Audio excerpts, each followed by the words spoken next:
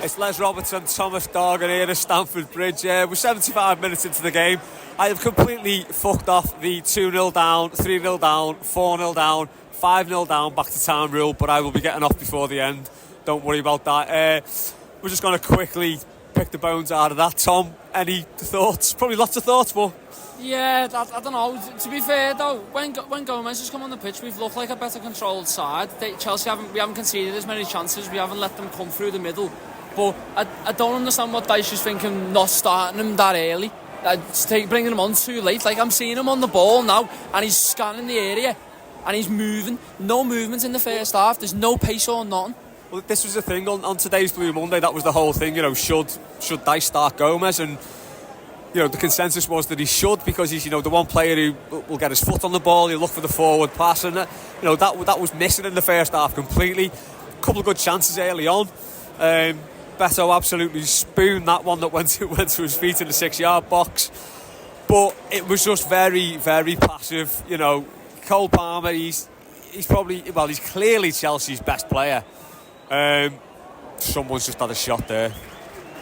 Don't know who. Anyway, Cole Palmer is clearly Chelsea's best player, and we've just let him run riot all game, haven't we? Even second half, we're not picking him up at anything. No, the difference was when we first came out, we had our chances, and then I said this to Les before it's like 5 minutes into the game. We have our chances, we turn up for our 15 minutes, and then it seems like we just fuck off. Why is it though? I don't understand. Like, Beto, I don't know what. Beto's just tried an overhead kick. I don't think I've seen worse since Aruna Kone's that time. Anyway, go ahead, Tom. Sorry. No, I was just saying, it's just one of them. I'm looking at Cole Palmer now. He's just playing on the shoulder of Tarkowski, especially in the first half as well. When Onana and Ghana were on, not one person was tracking him. And then when you got Madueke and Jackson, it's just been unstoppable. Yeah, it's just. Basically, from being at the back of the stand, it's a really good view. I had a nice night up until the game, but it's just a really, really passive Everton display. Absolutely dreadful. I do not know where this team goes from now, because it looks terminal. You know, we've got the points deduction. You can say without the points deduction, we wouldn't be in this position. But the points deduction came. We've taken 2. We are in this position. And it's very, very worrying. You know, the away fans, the whole away end was packed. It's a little bit sparse now with 10 minutes left. We were all up for it. And then within 20 minutes, you know, this gang of crabs had knocked the stuffing out of all of us. Any final words, Tom? Forest on Sunday is an absolutely huge game. And if I see Ashley Young on that team sheet, do you know what though? As Patterson gives the ball away. This is the thing though. We played against Burnley last week. Burnley are 19th in the league, by the way. Our last 2 wins have been both against Burnley, and we shouldn't have even won last week. We're too passive. They're always first to the second ball. They're quicker, they're sharper, they're much more intelligent with the way they play, and it's not good enough. Dyche needs to sort it out. Yeah, but I don't know if he can, because, you know, as we said before, probably should have started Gomez after the run he's been on. Didn't. And we've paid a heavy price tonight. Not sure where we go from that, but that is a little impromptu match report from Stamford Bridge. I am going to get off now on about 80 minutes because I cannot be arsed. Up the Toffees, eh? It's your instant reaction. Chelsea 6, Everton 0. Thanks so much to Les and Tommy who are making the way out of Stamford Bridge well before the game is due to finish, and no surprise there. In fact, I hope everybody's getting a safe and quick trip home from London if you've been down there with the Blues tonight, because that was absolutely atrocious, and every single person who's been down there deserves a refund and an apology from everybody else there. Got Pete with me here. Obviously it's not going to be short. Sorry, it will be short. Certainly not going to be sweet. 6-0 to Chelsea, Pete. You know, there's all sorts coming out of the aftermath of all of this right now, and it takes a while for many of us to sort of to deal with, I think. But I think going into the thoughts towards the team, the thoughts towards Sean Dyche, you know, there's a lot of people calling for his head as well, which is perfectly, I think that's reasonable to say, but for the sake of the fact that I don't think it's possible that we can do so. But firstly, just before, I know we're not going to do too long on it either, really, because it's a hard thing to talk about and say, given how angry I think we're both feeling here. But for Everton to lose that game in that sort of manner, that is a massive kick in the bollocks that I don't think we've had for quite some time as Evertonians. Yeah, I don't think tonight could have gone much worse, to be honest with you. The performance, the players looked disinterested. The body language was all wrong from the first minute onwards. We're playing with someone who looks like a competition winner up front, who you know, who I have no idea how he's been deemed a professional standard footballer. Never mind someone who could potentially cost us £30 million. Maybe that's harsh on Beto. I know that he obviously works hard. He causes problems. You can certainly say that, but he's got no quality whatsoever. I think that, when you look at the team as a whole, as I say, that it was just off completely. I think that Sean Dyche is a very, very lucky man that we are in such disarray as a football club. I don't put all the blame on Sean Dyche. Clearly, the players aren't good enough. They clearly lack any sort of quality to a man. They lack pace. We lack anyone who can actually run at a player directly, which is how Chelsea tore us to pieces in that first half especially. I don't think our defenders are used to, even in training, having someone who can run at them. Never mind when it comes to an actual match. Which is why I think we concede so many goals where players just do a very simple thing and just run straight at us. We saw it with Isak against Newcastle. Saw it again tonight for Cole Palmer, his first one in particular. But yeah, just a really abject, lazy, disinterested, gutless performance. And I think the biggest issue as well in terms of going forward, I think the one thing we had going for us in this running was our goal difference. And I say was because that goal difference has just taken an absolute hammering, and we still got to play Liverpool and Arsenal.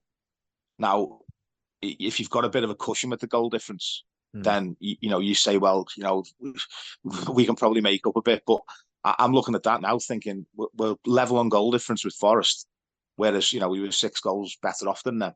We're going into Sunday's game, and Sunday's game is just absolutely massive. But I say, look, Dyche is lucky in a sense that we don't have anyone in charge really at the club. We've got all of this nonsense hanging over us with 777 and this MSP loan, which is due tonight apparently. So by the morning, we should know what's happened there. I think if anyone, if it was in normal circumstances, regardless of how much I blame, he's not blameless, by the way. I'm not saying that in any way, shape, or form.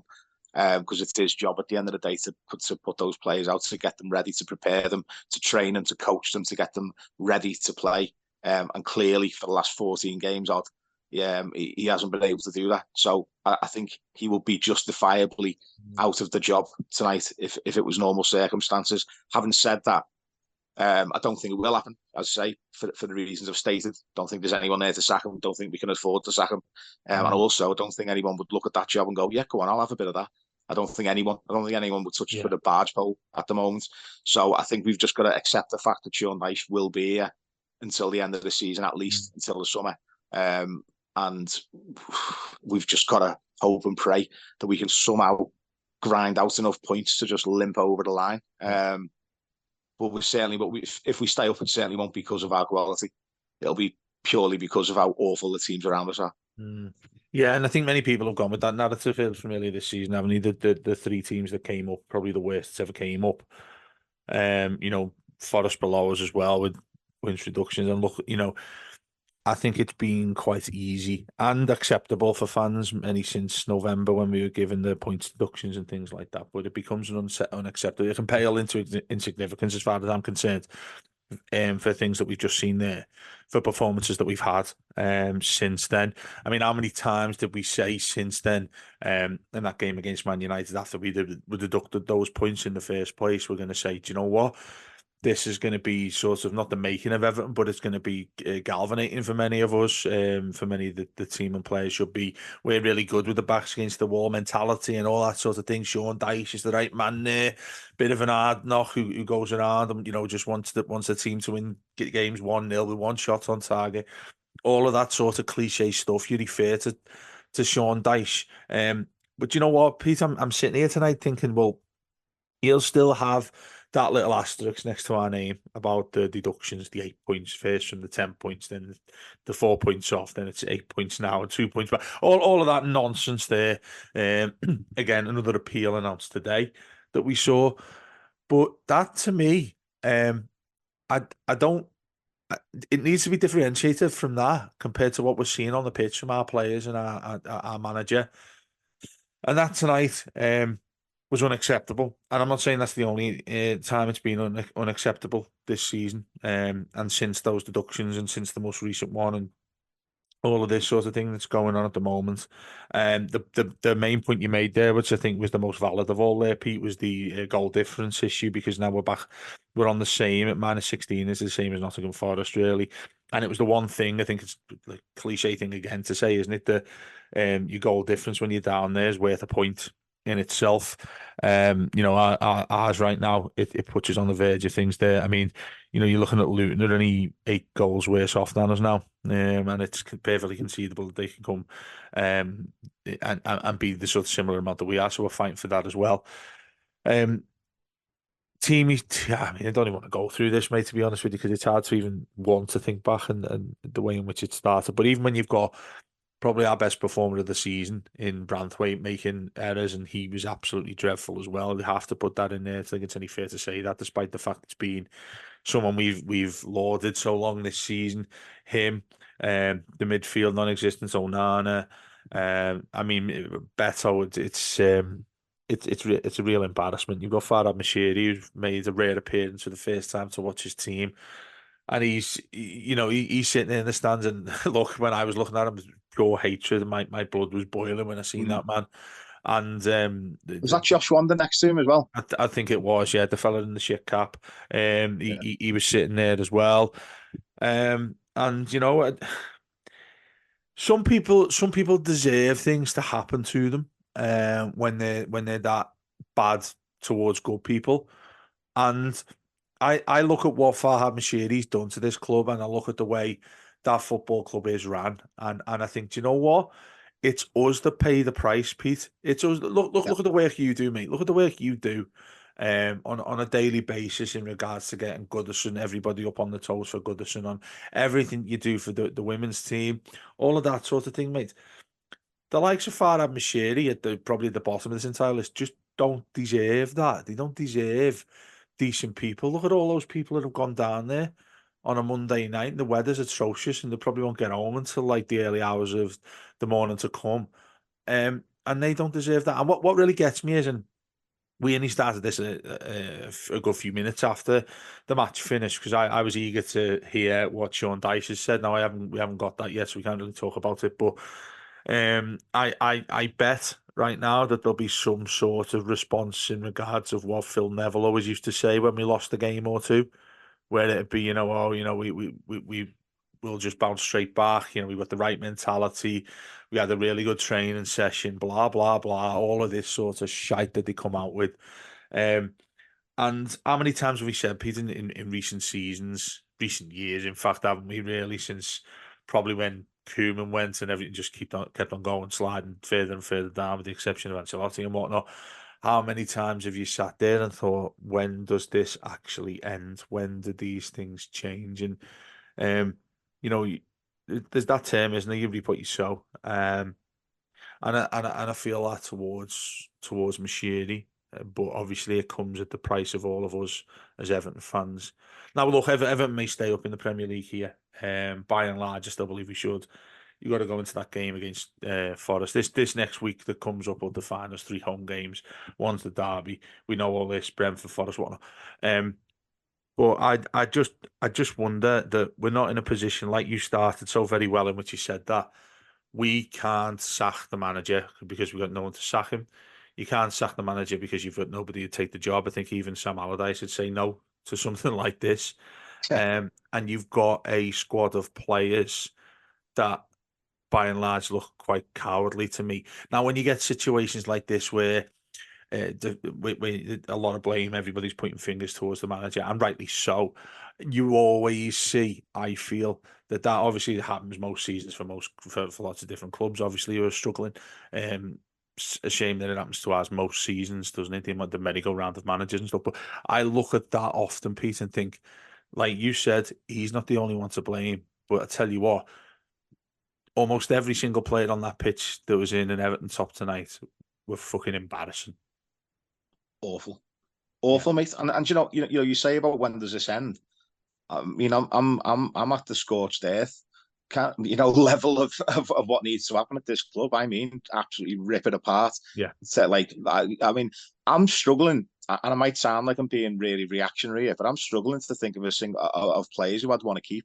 Can I I just think say as Brandt. well, mate? Can I just say as well, as one of my best mates, you have to be, even annoyingly, I will admit, probably the most optimistic of Everton fans that I know. Takes a lot, Dave.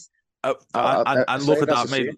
Exactly, and you're sitting here saying these things to me is just a measure of how desperately poor and infuriating all this is. Yeah, it is, because I look at it, and it's not just a lack of quality. It's that attitude tonight. I mean, yeah, you're playing at Stamford Bridge. The atmosphere was woeful. You could tell the Chelsea fans were sounding like they were on holiday. They were bored seeing their team absolutely play us off the park. You didn't need a peep out of them. It's not like the most intimidating of atmospheres to go to, and we look like rabbits in the headlights. And Chelsea, given all the money they've spent and all of these dodgy deals they've done with selling themselves their own hotel to, comply with financial fair play, which is another story for another day. Yeah. For all that, they're not a very good side. They've got decent individuals. I think everyone just said you've just got to stop Cole Palmer. I know that's easier said than done given his form, but even so, I didn't expect him to go out there and slap for him against us. I just, as I say, it's there's something fundamentally wrong in that squad of players. And I just look at them and think there's too many losers in that squad. There's too many losers, or too many people who are happy to shy away.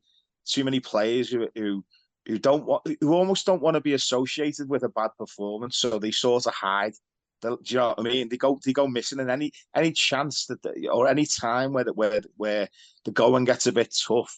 They just down tools and hide, or they go off injured, or I'm not saying Branthwaite, by the way, because I'm hoping he's okay for the weekend. But certainly there's certain players in that side who I'd look at and go, nah, I wouldn't go to battle with you. And I just look at them and as I say, there's something fundamentally wrong. And for me, it needs a clear out. And I mean from top to bottom of the club, needs a clear out. And we need to reset and start again. The thing And is, unfortunately, it costs money to do that. And it needs proper leadership.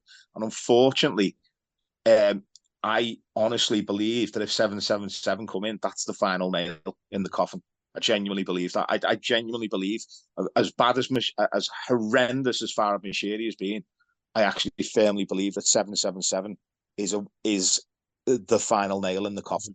Because I just look at them and think they're a bunch of vultures who haven't got a pot to piss in. They haven't got a penny to the name. They borrow from Peter to pay Paul. That's all they do. Yeah. They don't have any funds, any cash, nothing. All they will do is riddle us with even more and more and more debt and strip every single asset that there is of that football club until we don't exist. That's what I think of 777. So in terms of what needs to happen for this football club, I'm panicking short term. I'm terrified long term. I'll be honest.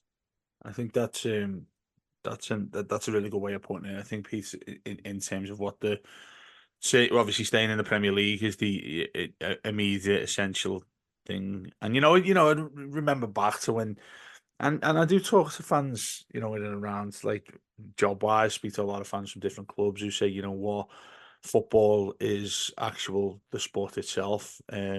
In lower divisions, people are able to go to games and support the teams, and, like, all you're thinking about is the game and how players play well, and who looks really talented, who's not good enough. That bread and butter type of conversations that we've typically had as the Blue Room over the last, we've been going now for nearly 13 years. They're the kind of things that are, what we initially and what we are still known for, I suppose, because there'll be a hell of a lot of people listening to this about when Everton have played a game, won, drawn, or lost. But it's so I'm looking for a better word than it's so infuriating, but it feels sad to be able to have this kind of conversation, Pete, as accurate as we are, about what's going on in our football club when, we're not. I mean, when's the last time we were able to sit there and say, do you know what, without the baggage of 777 or machinery or the stadium or loans or deductions, all of that has nothing to do with us. It's piled onto our shoulders, yet we still support that football club, and it's just so unfair, and it's emotionally draining. It is emotionally draining. I mean, like, we do our schedule of pods all through the week. Provide the best content we think is that is around, and fully believe it is. Love feedback and love people listening to us and telling us what they think and all that. But so many people deserve so much better for what we devote to that football club. And what you've just referred to there about 777, to me, I do believe what you've just said there. I agree with you. I think that is the last thing that sends us down, in whatever shape or form that we're going to end up becoming, as and when they come in, which I do believe they will at some point. And it's now got to the stage where I think Everton would be an absolute miracle if Everton are in that new stadium, firstly, and Everton are in the Premier League, secondly, because how you even begin to recover from that defeat is beyond me. I mean, even if you had the availability to go and get a new manager in, and say you had the choice of any manager in the world, how would they come in and sort that gang of shitbags out? Pep Guardiola couldn't get a tune out of them. No, Dave, exactly. That's exactly what I'm saying. And then you're looking into that game, in an early kickoff against Nottingham Forest, who are equally down there. That game's going to be atrocious. It's going to be one of the worst matches you've ever seen, and we're all sitting there praying at Goodison, and do exactly what you do, mate. You'll be doing your utmost with everybody else to try and get Goodison rocking as best it can here. But my word, people would be forgiven if they couldn't even do that. I mean, I've seen a couple of people saying, "Do you want my season ticket?" I've seen, the mate said to me, "Does anyone want my season ticket for the rest of the season?" These things it really upsets me, to be honest with you, mate. It's death by a thousand cuts, isn't it, Dave? Correct. I mean, because as a fan base, we've been absolutely thrown to the wolves. We've talking about. I've seen. Do you know what? I've seen fan bases. I won't even mention which ones, but I've seen them this week, and they're talking about the hard times. Oh, I've been through the hard times. I've been through the. I'm looking at them thinking, do you know how much us as a fan base have actually been through? Yeah. And I don't mean to be over dramatic, but genuinely, we've had, what's the amount of things that we've had to deal with and like you say, football should be about fundamentally going to the match, enjoying watching the football, seeing your mates, going home, and that's what it should be about. But for us, it's not that. We can't enjoy the football because obviously we're in such a mess. Yeah. But on top of that, we've got all of these other things that are just absolutely battering us from left and right. I think the only thing, I mean, I totally understand anyone who would say, do you know what, I've had enough. Because I just genuinely think a lot of us are at breaking point. The one thing I would say is that if we've got any chance of staying up, we still do have that hope of staying up, and the reason being is because of our home games. Yeah. But we need to turn a corner with our form at Goodison. The Burnley result might be something that we can build on. That tonight just needs to be forgotten about straight away. That just needs to be, almost like draw a line there and say, right, that's your biggest fucking wobble.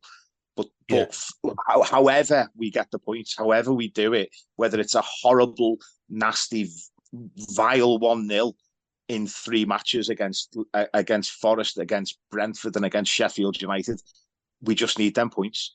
And the only way I genuinely believe that we stay up, and I hate to say this, it's on the fans, it's on us, and it shouldn't be, because I don't think the players have got it in them to put that fear into the opposition, but I think Goodison Park can.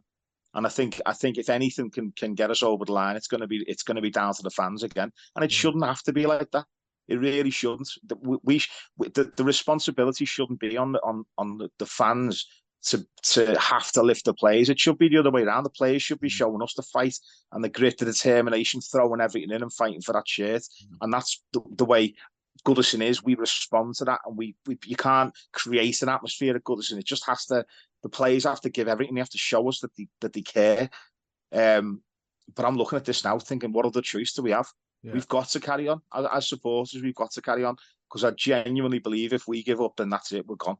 I really do. I really do think that, and I don't see how we come back from it, to be honest with you. So we've got next week is absolutely huge. Yeah, starting against Forest. It's where do you go? What do you do? But the thing is, Peter, you just said this spot on about it's left to us to do what we can, to do the utmost, to get as close as we possibly can, to do, as far as it can possibly go in regards to what a fan can do without actually playing the game itself. Absolutely right.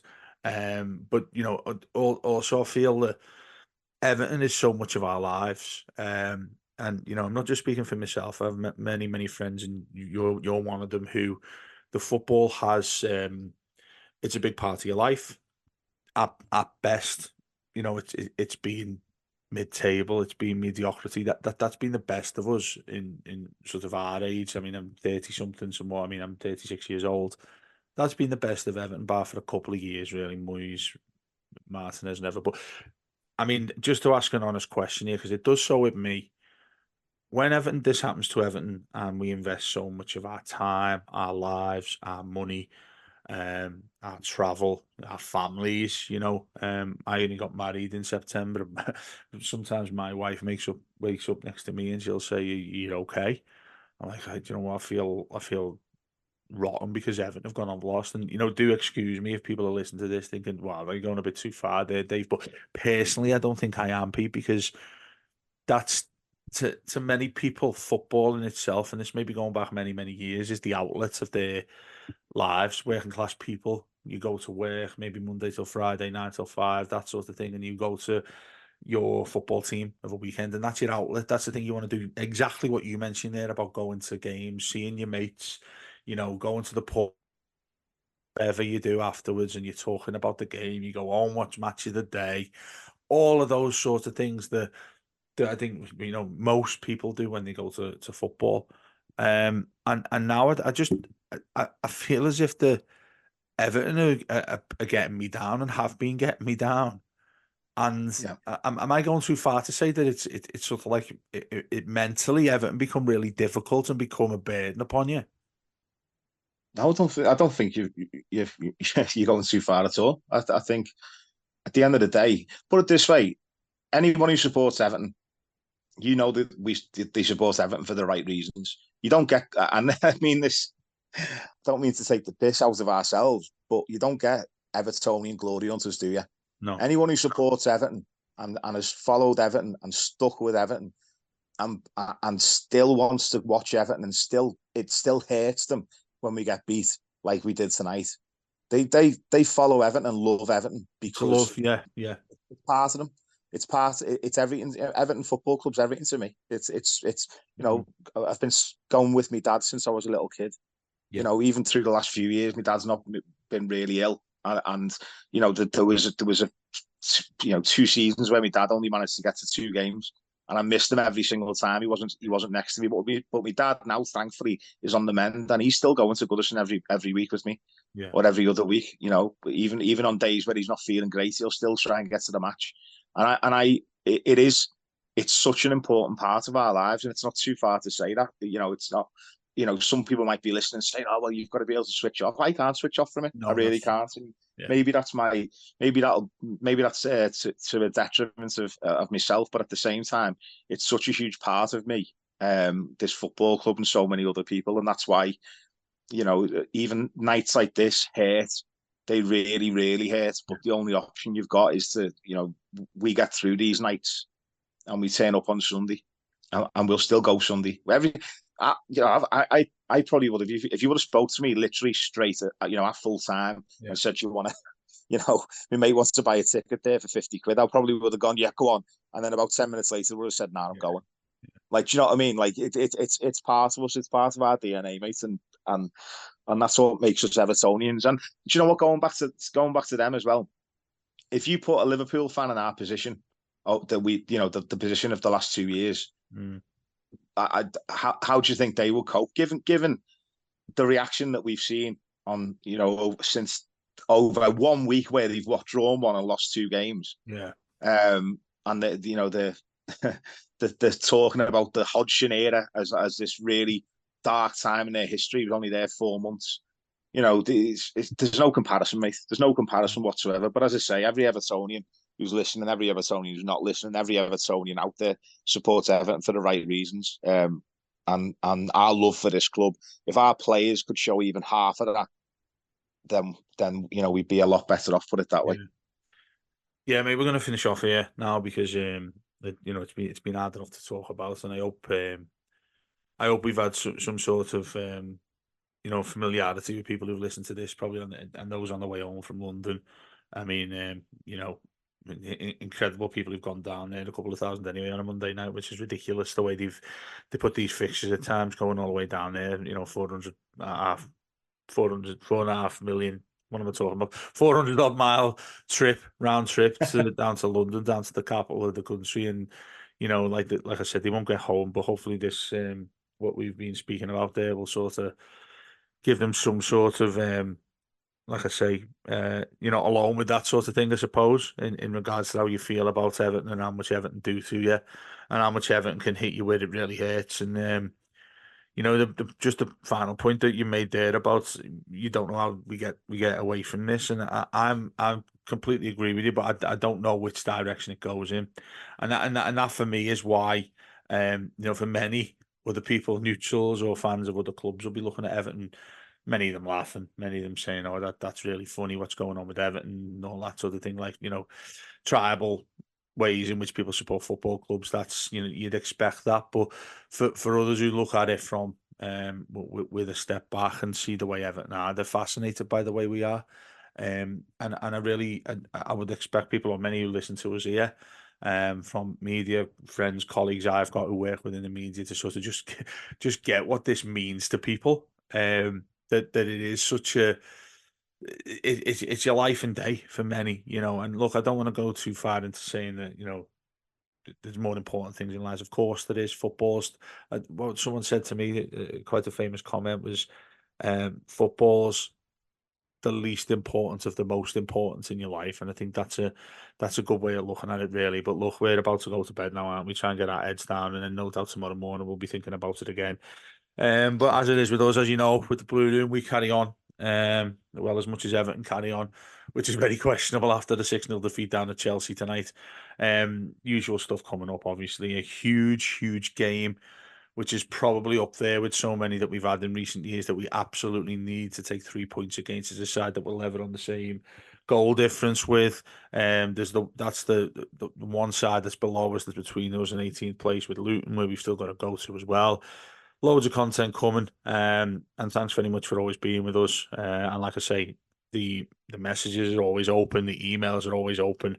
You can tweet us, you can tweet Pete, you can tweet Matt, you can tweet Les, everybody, all of us, giving us your views on it. We're happy to have a discussion on it, all sorts like that. That'll be coming up. And if that's not enough to make you smile your face a little bit, we always have the mailbag at the end of a week, regardless of how Everton get on there. And you've got Les and you've got Pete, who's a regular on it, myself, and as many of us really, who we can get on having a laugh and a joke from the questions you send in. So I'm sure there'll be much more funnier ones coming at the end of this week, because people have had enough of listening to about what's going on with this football club when they're actually kicking a ball, which we go back to next weekend.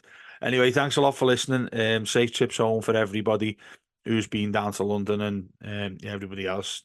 Just stick with it. Surely things are going to get better one day for us. Up the Toffees.